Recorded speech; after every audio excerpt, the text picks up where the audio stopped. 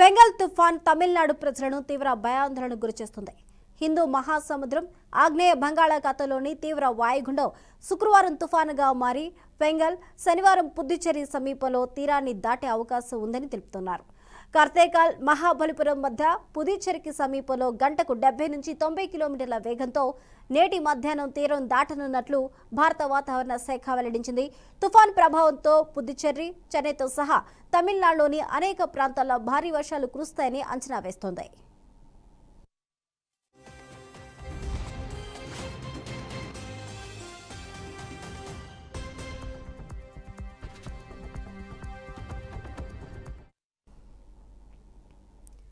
పుదుచ్చేరి, కడలూరు, విల్లుపురం, కలకుర్చి, చెంగల్పట్టు, కాంచీపురం, చెన్నై, తిరువళ్లూరు జిల్లాలలో భారీ నుంచి అతి భారీ వర్షాలు కురిసే అవకాశం ఉందంటూ హెచ్చరించింది.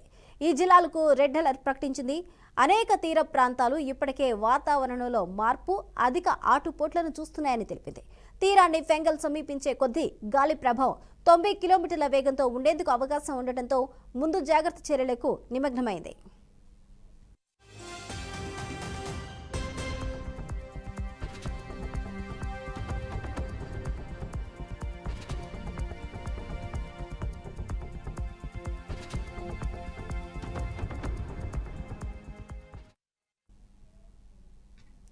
వేలూరు, తిరువనమలై, తిరుపతూరు, పెరంబలూర్, అరియాలూరు, తంజావూరు, నాగపట్నం, రాణిపేట, కార్తేకల్ జిల్లాలో ఆరెంజ్ అలర్ట్ ప్రకటించింది.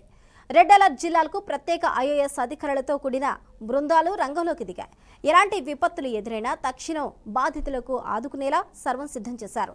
పుదుచ్చేరిలో వర్షాలు కొనసాగుతుండటంతో పాటు కార్తేకల్, తమిళనాడులో చెన్నై శివారు ప్రాంతం మహాబలిపురం మధ్య తీరాన్ని ఫెంగల్ తుఫాను తాకనుండటంతో ఇక్కడి గ్రామీణ తీర ప్రాంత ప్రజలను అప్రమత్తం చేశారు అధికారులు.